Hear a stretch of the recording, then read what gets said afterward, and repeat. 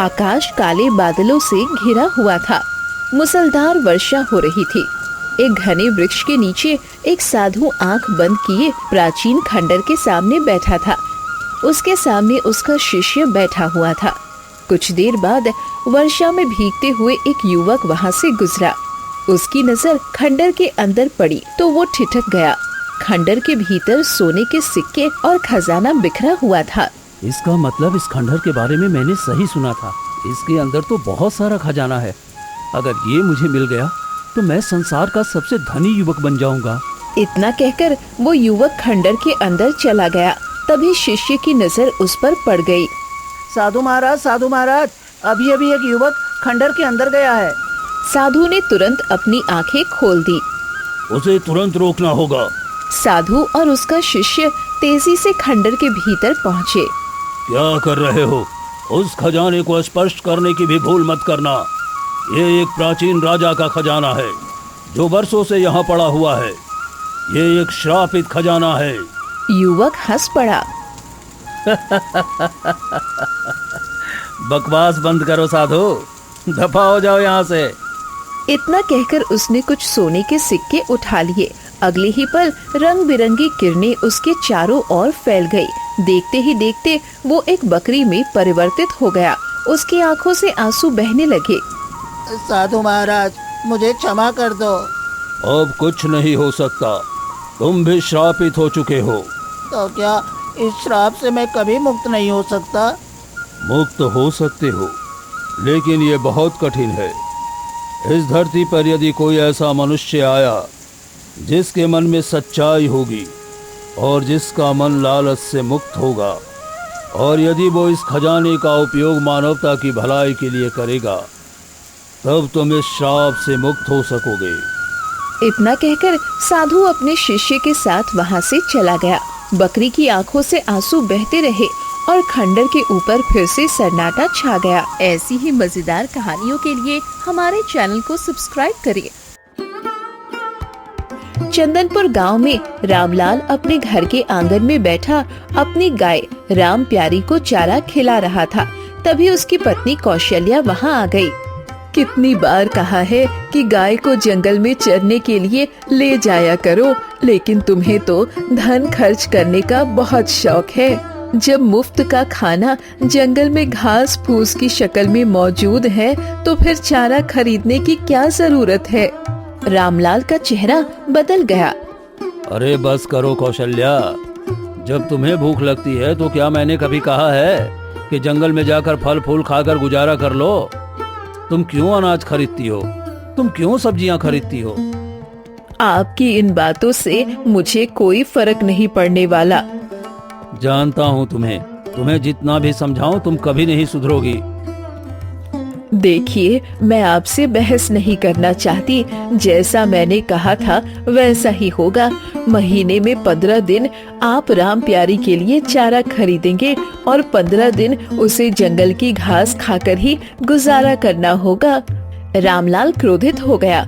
उसने राम प्यारी की रस्सी खोली और उसे लेकर जंगल की ओर चल पड़ा। कुछ देर बाद राम प्यारी को जंगल के एक तालाब के किनारे ले गया। चारों ओर हरियाली फैली हुई थी। राम प्यारी, तेरी मालकिन बहुत बड़ी कंजूस औरत है, लेकिन क्या करूं, जैसी भी है मेरी पत्नी है।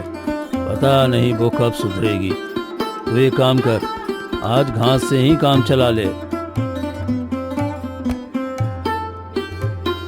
इतना कहकर रामलाल एक वृक्ष के नीचे लेट गया। फिर मुस्कुराते हुए गुनगुनाने लगा। चल रे मनवा धीरे धीरे, दुनिया है सपनों के पीरे। हंसते हंसते कट जाए जीवन, यही दुआ है मेरे हीरे। राम प्यारी मानो उसकी बात समझ रही थी। वो शांति से घास खाने लगी। तभी रामलाल की नजर दूर खड़ी एक भूरी गाय पर पड़ी। वो गाय लगातार उसे घूर रही थी। अरे ये किसकी गाय है? बेचारी बड़ी ही तकलीफ में लग रही है। वो धीरे धीरे उस गाय के पास पहुंचा। उसने आसपास नजर दौड़ाई, लेकिन वहाँ कोई दिखाई नहीं दिया।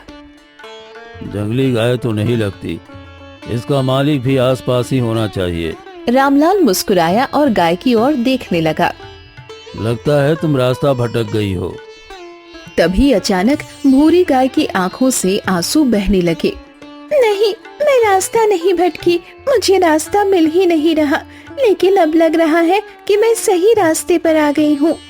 गाय के मुंह से मनुष्य की आवाज सुनकर रामलाल बुरी तरह चौंक गया। उसके मन में डर भी पैदा हुआ। हे भगवान, तुम तो एक गाय हो, फिर मनुष्य की आवाज में बात कैसे कर सकती हो? आखिर कौन हो तुम? अगर मैं आपको सच बताऊंगी तो पत्थर की बन जाऊंगी। बस यूँ समझ लो कि मैं चाहकर भी अपनी सच्चाई नहीं बता सकती। मेरी मदद करो, मैं भूखी हूँ। भूरी गाय की बात सुनकर रामलाल के मन में दया जाग उठी। उसका डर भी काफी कम हो गया। उसने प्यार से गाय की पीठ पर हाथ फेरा। आज से मैं तुम्हें भूरी कहूँगा, चिंता मत करो। वो सामने जो गाय तुम्हें दिखाई दे रही है वो मेरी राम प्यारी है। आज से तुम भी मेरी गाय हो। तुम्हारी सेवा करना मेरा कर्तव्य है। चलो मेरे साथ, हरी हरी घास खा लो। कल मैं तुम्हारे लिए चारा भी लेकर आऊंगा। भूरी गाय मुस्कुराने लगी। रामलाल उसे लेकर राम प्यारी के पास आ गया। राम प्यारी, लो, तुम्हारी सहेली आ गई। तुम अपने आप को बहुत अकेला महसूस करती थी ना? अब तुम दोनों रात भर बातें करती रहना। इतना कहकर रामलाल दोबारा वृक्ष के नीचे लेट गया। राम प्यारी और भूरी गाय साथ साथ घास खाने लगी। कुछ समय बाद रामलाल दोनों गायों को लेकर अपने घर लौट आया। जैसे ही रामलाल अपने आंगन में पहुंचा, कौशल्या की नजर भूरी गाय पर पड़ी। वो चौंक गई। ये क्या, ये दूसरी गाय कहाँ से उठा लाए तुम? रामलाल ने पूरी घटना उसे बता दी। मुझे इसके ऊपर दया आ गई। कौशल्या पहले तो चौंकी, फिर उसकी आंखों में उत्सुकता आ गई। क्या सच में ये मनुष्य की आवाज में बात करती है? हाँ, मैंने अपने कानों से सुना है। कौशल्या तुरंत भूरी गाय के पास पहुंच गई। सच बता, कौन है तू? भूरी गाय ने उनकी ओर देखा। क्षमा कीजिए, मैं अपनी सच्चाई नहीं बता सकती। अगर मैंने बता दिया कि मैं कौन हूँ तो मैं पत्थर की बन जाऊंगी। ये सुनकर कौशल्या डरने की बजाय हंस पड़ी। ये तो वास्तव में मनुष्य की आवाज में बात करती है। क्यों ना हम इसे किसी राजा को भेंट कर दे, राजा हमें ढेर सारा इनाम देगा। भूरी गाय की आंखों में फिर आंसू बहने लगे, लेकिन इस बार रामलाल क्रोधित हो गया। बकवास बंद करो, तुम्हें तो हर समय धन की ही सूझती रहती है। आखिर कब तुम्हारे मन का लालच समाप्त होगा? कौशल्या मुंह फुलाकर खड़ी हो गई। मैंने तो केवल एक सुझाव दिया था, आप तो मेरी बात का बुरा मान जाते हैं। अच्छा सुनो, ये गाय मुझे साधारण नहीं लगती, ये कोई मायावी गाय लगती है। इससे पूछो कि क्या ये किसी खजाने का पता जानती है। बस करो कौशल्या, ये तकलीफ में है, इसे आराम करने दो। रामलाल की बात सुनकर कौशल्या नाराज हो गई। ठीक है, लेकिन याद रखना, जो नियम मैंने राम प्यारी के लिए बनाए थे वही नियम भूरी गाय के लिए भी रहेंगे। और अगर इसने राम प्यारी जितना दूध नहीं दिया तो मैं इसे धक्का देकर घर से बाहर निकाल दूंगी। इतना कहकर वो वहाँ से चली गई। रामलाल ने प्यार से भूरी गाय की पीठ थपथपाई। अपनी मालकिन की बात का बुरा मत मानना, वो शुरू से ही ऐसी है, लेकिन मुझे विश्वास है एक दिन उसके मन का लालच जरूर समाप्त होगा। वो एक दिन जरूर सुधर जाएगी। इतना कहकर रामलाल भी वहाँ से चला गया। वीडियो पसंद आई हो तो इसे अपने दोस्तों के साथ भी जरूर शेयर करें। समय धीरे धीरे बीतने लगा। एक दिन दोपहर के समय राम प्यारी और भूरी गाय आंगन में आराम कर रही थी। तभी राम प्यारी ने भूरी गाय की ओर देखा। एक बात तो मेरी समझ में नहीं आती, जब तुम मालिक और मालकिन से बात करती हो तो वो तुम्हारी बात समझ लेते हैं, लेकिन मुझे भी समझ में आता है कि तुम उनसे क्या कह रही हो। ऐसा कैसे संभव है? भूरी गाय हल्का सा मुस्कुराई। इसे ऐसे समझो बहन, मेरे ऊपर एक विचित्र जादू है। जब मैं किसी मनुष्य से बात करती हूँ तो उसे मेरी आवाज मनुष्य की आवाज जैसी सुनाई देती है। इसीलिए मालिक और मालकिन मेरी हर बात समझ लेते हैं। लेकिन जब मेरे पास कोई दूसरी गाय होती है तो उसे मेरी आवाज गाय की भाषा में सुनाई देती है। मतलब मालिक को लगता है कि मैं मनुष्य की तरह बोल रही हूँ और तुम्हें लगता है कि मैं तुम्हारी भाषा में बात कर रही हूँ। इसीलिए मनुष्य भी मुझे समझ लेते हैं और तुम भी। राम प्यारी ने आश्चर्य से अपना सिर हिलाया। ये तो बहुत विचित्र जादू है। भूरी गाय हल्का सा हंस पड़ी और फिर उसकी नजर घर की ओर गई। वैसे हमारी मालकिन बहुत लालची है, जानती हो। वो हमेशा मुझे घूर घूर कर देखती रहती है। उसे लगता है कि मैं कोई मायावी गाय हूँ। वो चाहती है कि मैं उसे कोई खजाने का पता बता दूं। राम प्यारी उत्सुक हो गई। तो क्या तुम सचमुच किसी खजाने का पता जानती हो? ये सुनते ही भूरी गाय उदास हो गई। हाँ जानती हूँ, लेकिन मैं चाहकर भी नहीं बता सकती। लेकिन क्यों? क्योंकि वो एक श्रापित खजाना है। हमारी मालकिन लालची है। अगर उसने उस खजाने को छू लिया तो वो श्रापित हो जाएगी। लेकिन अगर उस खजाने को कोई ऐसा व्यक्ति छुए जिसके मन में लालच ना हो तो उसे कुछ नहीं होगा। वो जितना खजाना बाहर लाएगा उतना खजाना श्राप से मुक्त हो जाएगा। फिर उसका उपयोग कोई भी कर सकता है। मुझे डर है कि गलती से हमारी मालकिन उस खजाने को छू न ले, वो श्रापित हो जाएगी। और मालिक अपनी पत्नी से बहुत प्रेम करते हैं। राम प्यारी ने गंभीर होकर सिर हिला दिया। उसे भी अब चिंता होने लगी थी। लेकिन दोनों गाय ये नहीं जानती थी कि थोड़ी दूर पर खड़ी कौशल्या उनकी पूरी बातचीत ध्यान से सुन रही थी। कौशल्या की आंखों में लालच की चमक उतर चुकी थी। अगली सुबह कौशल्या के मन में लालच और भी बढ़ चुका था। सुबह होते ही वो रामलाल के पास पहुंच गई। सुनिए जी, मेरा शक सही निकला। वो साधारण गाय नहीं बल्कि एक मायावी गाय है। उसे पता है कि खजाना कहाँ पर है। ये सुनकर रामलाल चौंक गया। ये क्या कह रही हो तुम? कौशल्या ने पूरी घटना सुना दी। मैंने अपने कानों से उसे राम प्यारी से बात करते हुए सुना था। राम प्यारी क्या कह रही थी ये तो मुझे समझ नहीं आ रहा था, लेकिन भूरी गाय का एक एक शब्द मुझे साफ सुनाई दे रहा था। रामलाल कुछ देर तक सोचता रहा। अरे तो क्या हुआ? अगर उसे किसी खजाने का पता है, मुझे खजाने में कोई दिलचस्पी नहीं है। कौशल्या का चेहरा कठोर हो गया। कान खोलकर सुन लो, अभी जाओ और उस खजाने का पता पूछो। अगर तुम ऐसा नहीं करोगे तो मैं ये घर छोड़कर हमेशा के लिए चली जाऊंगी, फिर कभी वापस नहीं आऊंगी। रामलाल ने अपनी पत्नी को बहुत समझाया, लेकिन कौशल्या नहीं मानी। उसकी आंखों में लालच की परछाइयां तैर रही थी। मजबूर होकर रामलाल उसे लेकर भूरी गाय के पास पहुंच गया। कहाँ है वो खजाना? भूरी गाय ने पहले रामलाल को देखा, फिर कौशल्या की ओर देखा। मुझे देखने की जरूरत नहीं है। कल जब तू राम प्यारी से बात कर रही थी तब मैं तेरी सारी बातें सुन चुकी हूँ। भूरी गाय कुछ क्षण चुप रही। यहाँ से दूर जंगल में एक विचित्र खंडर है। उसी खंडर के अंदर वो खजाना रखा हुआ है। कौशल्या की आंखों में चमक आ गई। तो फिर खड़े क्यों हो? जाकर तुरंत खजाना लेकर आओ। अपनी पत्नी के दबाव में आकर रामलाल जंगल की ओर चल पड़ा। काफी देर बाद उसे वो प्राचीन खंडर दिखाई दे दिया। खंडर के बाहर वही साधु और उसका शिष्य बैठे हुए थे। रामलाल सीधे खंडर के अंदर चला गया। उसे देखते ही साधु और शिष्य भी अंदर पहुंच गए। खजाने को स्पर्श मत करना, अन्यथा तुम भी श्रापित हो जाओगे।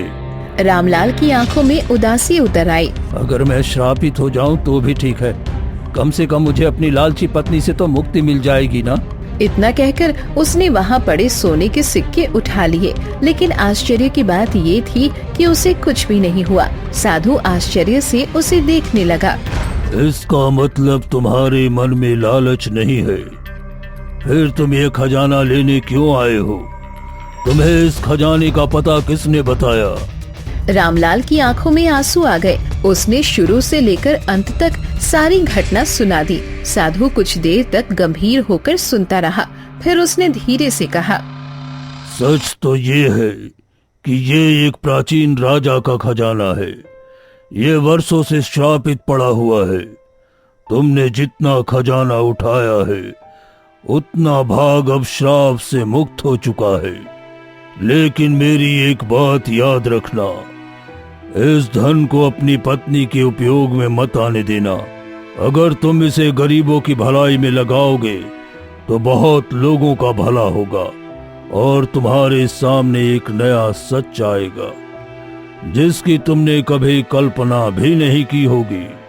रामलाल ने साधु की बात ध्यान से सुनी, फिर खजाना लेकर अपने घर लौट आया। घर पहुंचकर रामलाल ने सारी घटना कौशल्या को सुना दी। मुझे साधु महाराज की बातों में बड़ा रहस्य नजर आ रहा है। क्यों न हम इस धन से गरीबों की मदद करें। देखो कौशल्या, हमारे पास अच्छे कपड़े हैं, 2 वक्त का भोजन है, रहने के लिए घर है, लेकिन बहुत लोगों के पास तो 2 वक्त की रोटी भी नहीं होती। इससे अधिक हमें और क्या चाहिए। कौशल्या ने झुंझलाकर उसकी बात काट दी। बकवास मत करो, तुम्हें नहीं चाहिए तो मत रखो, लेकिन मुझे चाहिए। उसकी चमकती आंखें केवल खजाने को देख रही थी। तभी घर के दरवाजे पर दस्तक हुई। रामलाल ने दरवाजा खोला। बाहर उसका पड़ोसी केशव खड़ा था। उसकी आंखें नम थी। वो हाथ जोड़कर खड़ा था। मेरी मदद करो रामलाल, मेरी मदद करो। क्या हुआ केशव चाचा? केशव की आंखों से आंसू बह निकले। तुम तो जानते हो कि 2 दिन के बाद मेरी पुत्री की बारात आने वाली है, लेकिन कल रात उसके सारे गहने चोरी हो गए। मैंने पूरे गांव से मदद मांगी, लेकिन किसी ने मदद नहीं की। तुम मेरे साथ महाराज के पास चलो, शायद उनका दिल पिघल जाए। रामलाल गंभीर हो गया। महाराज के बारे में तो सभी जानते हैं, वो किसी की सहायता नहीं करते। तुम्हें वहां से कुछ नहीं मिलेगा। केशव फूट फूट कर रोने लगा। तो मेरी पुत्री की बारात वापस लौट जाएगी। अगर ऐसा हुआ तो मेरी बहुत बदनामी होगी। केशव की हालत देखकर रामलाल का दिल पिघल गया। उसने बिना एक पल गंवाए खंडर से लाया हुआ पूरा खजाना केशव के हाथों में रख दिया। ये लो, इसे रख लो।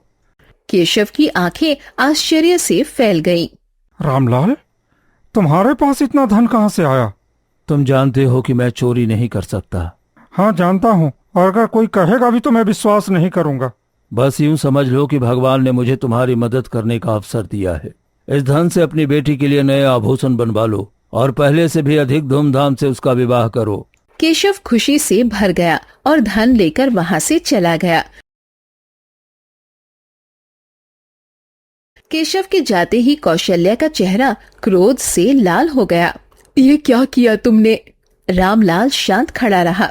हमसे ज्यादा जरूरत केशव को थी।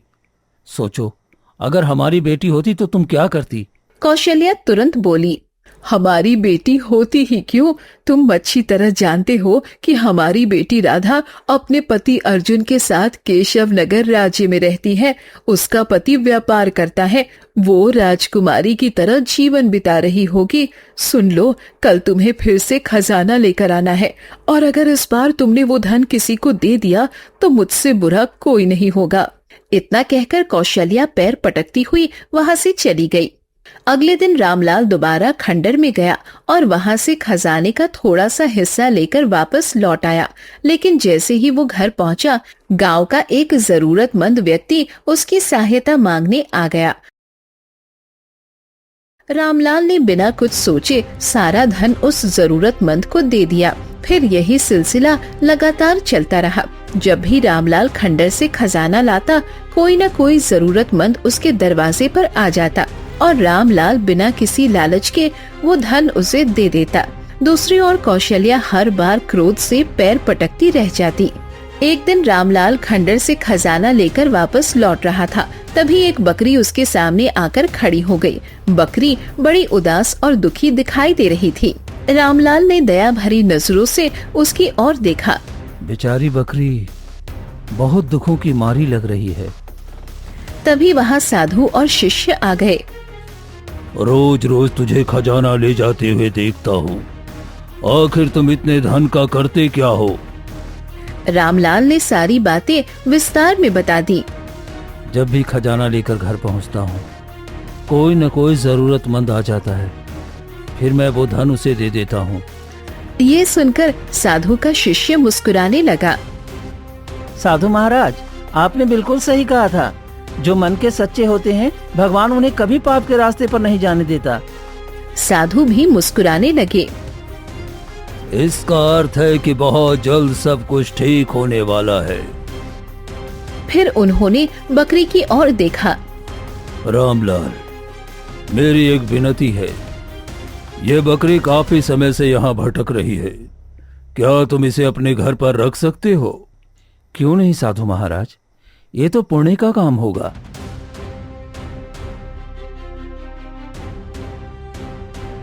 रामलाल बकरी को भी अपने साथ लेकर घर लौट आया। रामलाल के हाथ में बकरी देखकर कौशल्या का चेहरा फिर से बिगड़ गया। अब ये बकरी कहाँ से उठा लाए? अब ये बकरी कहाँ से उठा लाए? रामलाल ने पूरी घटना कौशल्या को बता दी। कौशल्या का क्रोध और बढ़ गया।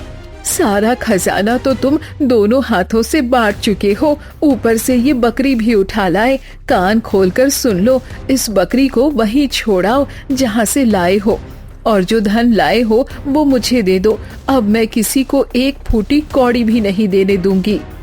तभी घर के दरवाजे पर दस्तक हुई। रामलाल ने दरवाजा खोला। वहाँ सावित्री चाची खड़ी थी। उनकी आंखों में आंसू थे। रामलाल, मेरी मदद करो, मेरा पुत्र बहुत बीमार है। मैंने सुना है कि तुम लोगों की सहायता कर रहे हो, मेरी भी मदद कर दो। उसकी बीमारी का इलाज केवल एक दुर्लभ जड़ी बूटी से हो सकता है। वो जड़ी बूटी केशव नगर के औषधालय में है, लेकिन उसकी कीमत बहुत अधिक है। रामलाल को उन पर दया आ गई। उसने बिना एक पल गवाए सारा धन उनके हाथ में रख दिया। तुम्हारे पुत्र का स्वस्थ होना सबसे जरूरी है, ये धन ले जाओ। सावित्री चाची खुशी खुशी वहाँ से चली गई। कौशल्या क्रोध में कुछ कहने ही वाली थी कि अचानक एक अद्भुत घटना घटी। बकरी के शरीर से रंग बिरंगी किरणें निकलने लगी। पूरा आंगन दिव्य प्रकाश से भर गया। अगले ही पल बकरी एक सुंदर युवक में परिवर्तित हो गई। उसी समय भूरी गाय के शरीर से भी प्रकाश निकलने लगा और देखते ही देखते वो एक सुंदर युवती में बदल गई। कौशल्या और रामलाल आश्चर्य से स्तब्ध रह गए। राधा, अर्जुन, तुम तो केशव नगर गए थे। युवक की आंखों से आंसू बहने लगा। वो वास्तव में अर्जुन था। मैं और राधा केशव नगर ही गए थे। मैं व्यापार करना चाहता था, लेकिन जंगल में उस खंडहर को देखकर मेरे मन में लालच जाग उठा। मैं खंडहर के अंदर गया। वहां खजाना देखकर मेरी नीयत बदल गई। तभी साधु महाराज आए और उन्होंने मुझे चेतावनी दी, लेकिन मैंने उनकी बात नहीं मानी। जैसे ही मैंने खजाने को छुआ, मैं बकरी बन गया। रामलाल और कौशल्या स्तब्ध रह गए। अब राधा रोते हुए बोली, जब अर्जुन काफी देर तक वापस नहीं आए तो मैं उन्हें ढूंढते हुए खंडर में गई, लेकिन खजाना देखकर मैं भी लालच में पड़ गई। मैंने भी खजाने को छू लिया और मैं गाय बन गई। तभी साधु महाराज आए। उन्होंने बताया कि अर्जुन भी श्रापित होकर बकरी बन चुके हैं। उन्होंने कहा कि हम दोनों तभी मुक्त हो सकते हैं जब कोई सच्चा और ईमानदार मनुष्य इस खजाने को मानवता की भलाई के लिए उपयोग करेगा। और उन्होंने ये भी कहा था कि अगर हमने किसी को अपना रहस्य बताया तो हम पत्थर के बन जाएंगे। ये भी श्राप का ही हिस्सा था। ये सच्चाई सुनकर कौशल्या की आंखों से आंसुओं की धारा बह निकली। उसे अपनी गलतियों का एहसास हो चुका था। वो फूट फूट कर रोने लगी। मुझे क्षमा कर दो, मेरे लालच ने मुझे अंधा बना दिया था। आज के बाद मैं कभी लालच नहीं करूंगी। रामलाल ने उसकी ओर देखा और मुस्कुरा दिया। देखो कौशल्या, अगर मैं तुम्हारे लालच को बढ़ने देता तो तुम सारी जिंदगी अपनी बेटी और दामाद का इंतजार करती रहती और कभी नहीं जान पाती कि जो गाय हमारे घर में रह रही थी वो हमारी अपनी बेटी थी। कौशल्या ने राधा और अर्जुन को गले लगा लिया। लालच मनुष्य की आंखों पर पर्दा डाल देता है, लेकिन दया और मानवता वो दीपक है जो सबसे गहरे अंधकार को भी मिटा देती है। धन से बड़ा धन सदाचार है, और जो दूसरों की भलाई में अपना सुख खोज ले उसके जीवन में स्वयं ईश्वर चमत्कार कर देते हैं।